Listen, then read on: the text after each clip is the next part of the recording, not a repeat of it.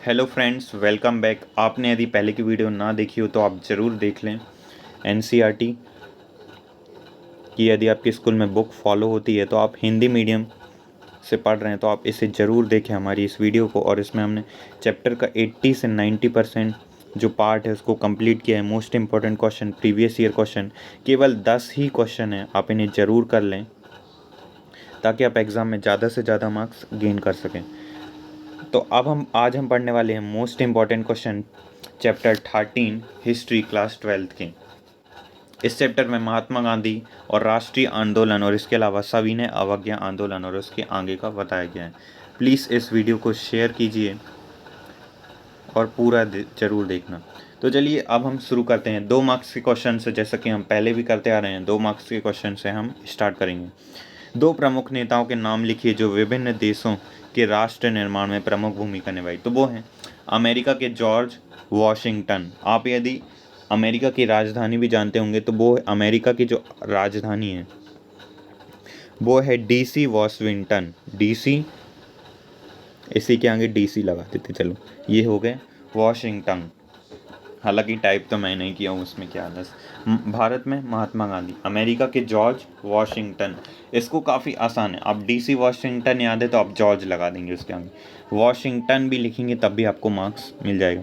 लाल बाल पाल कौन थे?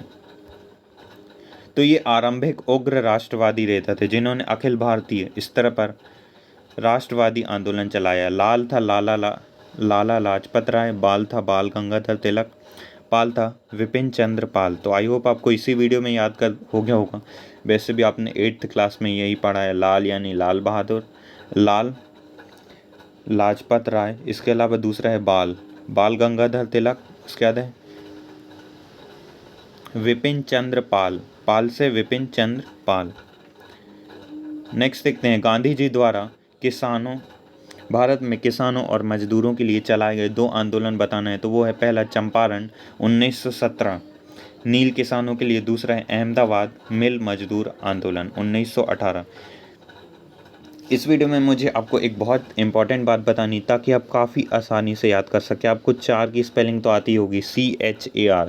इसी से आप ईयर भी ऐसा याद कर सकते हैं, CHAR। सी से चंपारण पहले हुआ, फिर खेड़ा, इसके बाद हुआ अहमदाबाद, इसके बाद हुआ रॉलट एक्ट। Rowlatt act. तो ये जो चंपारण हुआ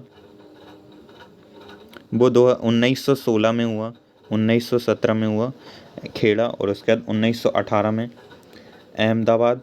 रॉलट एक्ट 1919 में हुआ। तो आई होप आपको ये समझ आ रहा होगा कि आप 4 वर्ड याद कर, CHAR 4 की स्पेलिंग याद करके चंपारण, खेड़ा, अहमदाबाद, रॉलट एक्ट 1916 में हुए, फिर 17, 18, 19, इसे भी याद कर पा रहे होंगे। ये एक ट्रिक थी ताकि आप आसानी से याद कर सकें। बनारस हिंदू विश्वविद्यालय में गांधी जी के भाषण का महत्व बताना है।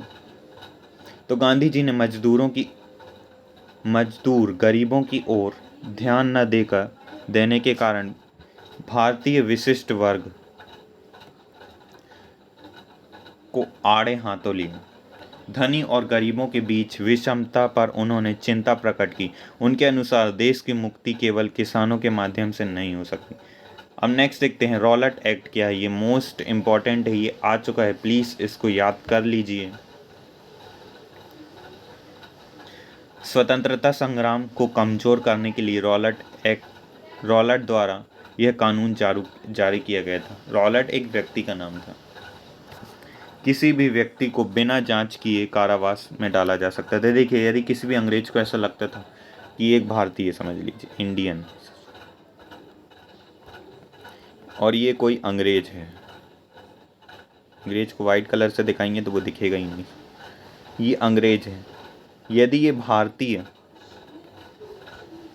ये हंस रहा है और ये बेचारा अभी दुखी है, स्वतंत्रता नहीं मिल पाई है, हालांकि अब हम स्वतंत्र हैं। तो ये यदि इस अंग्रेज को लगा कि इस भारतीय ने कुछ, केवल उसे लग रहा है हाँ ये कुछ ऐसा किया है इस भारतीय ने, तो वो उसे 2 सालों तक कारावास में डाल सकता है बिना किसी कोर्ट में गए।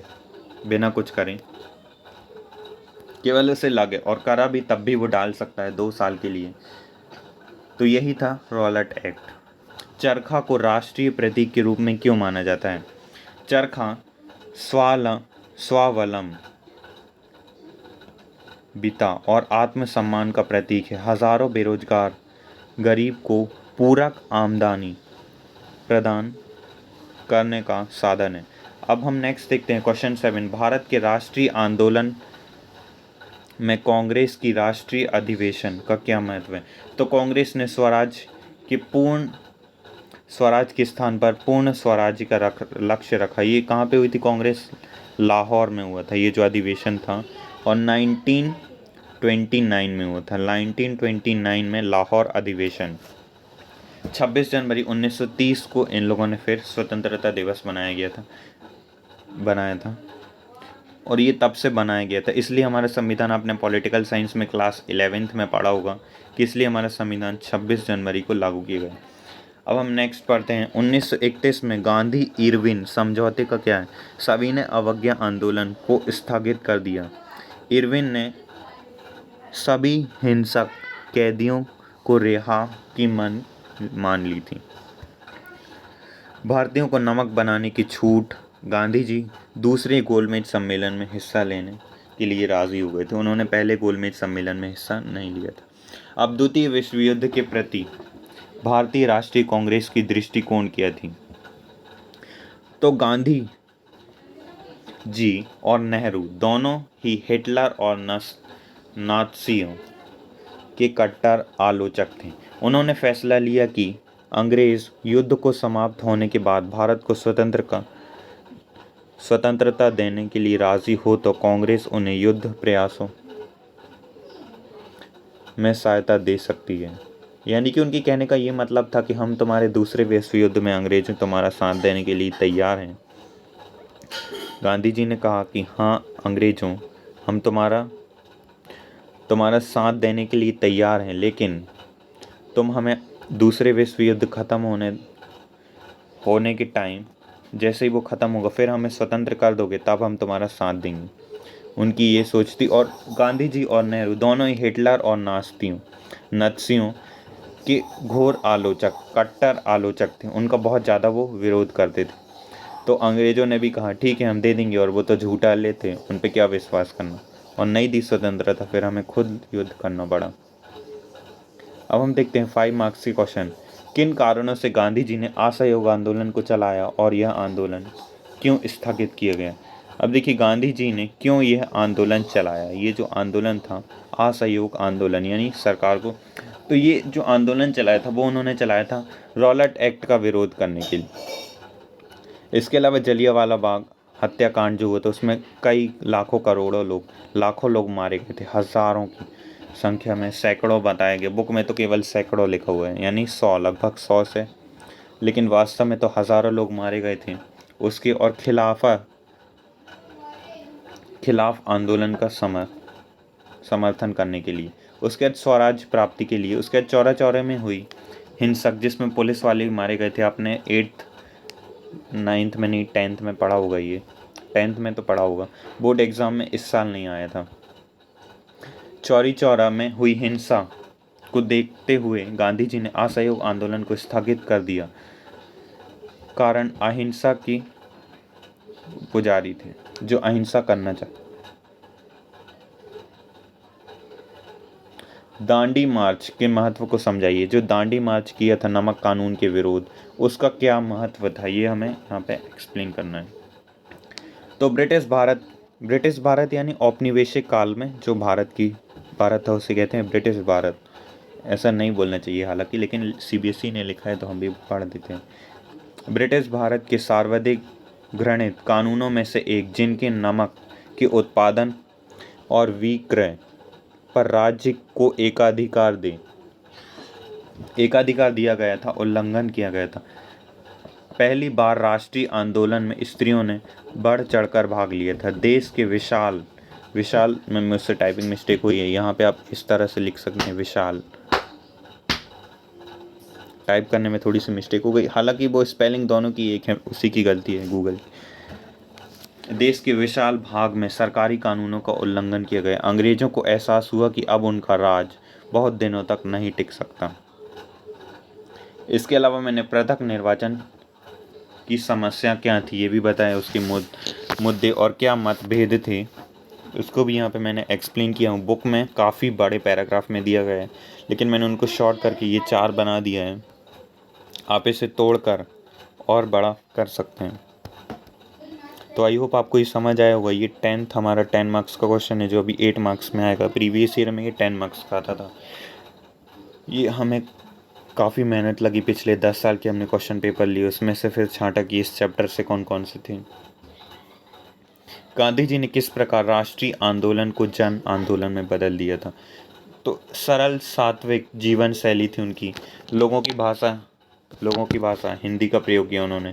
चमत्कारी अफवाहें, ये तो बड़ा रोल प्ले करती है। 1857 में भी जो हुआ था, इसकी पहले की वीडियो देखते आ रहे हैं। तो विद्रोह में भी अफवाह व भविष्यवाणी काफ़ी महत्वपूर्ण रोल निभाया था।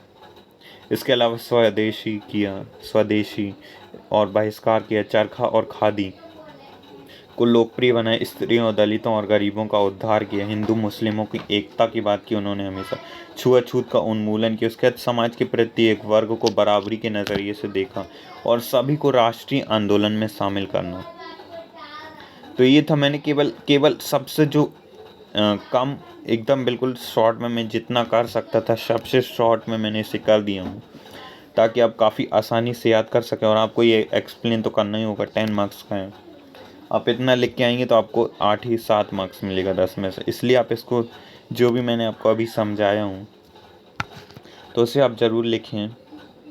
जैसे छुआछूत का अंत, तो इसमें दलितों को लिया गया था, स्त्रियों को लिया गया था, गरीबों का, सभी लोग को बराबरी चाहते थे गांधी जी। ऐसे कुछ पॉइंट्स लगाकर आप इसे एक्सप्लेन कर सकते हैं।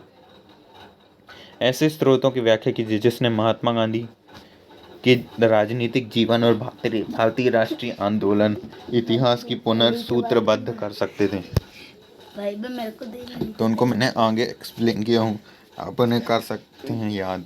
इसके अलावा लास्ट में यहाँ नमक सत्याग्रह क्यों किया, ये इम्पोर्टेंट है बुक। उसके अलावा जो इसके इम्पोर्टेंट क्वेश्चन थे वो भी मैंने यहाँ लिख दिया हूँ, जो कि CBSE द्वारा जारी किए गए थे। तो आप इन्हें लर्न जरूर कर लें। आई होप आपको ये वीडियो अच्छा लगा होगा। प्लीज़ इस वीडियो को शेयर कीजिए। लाइक करना बहुत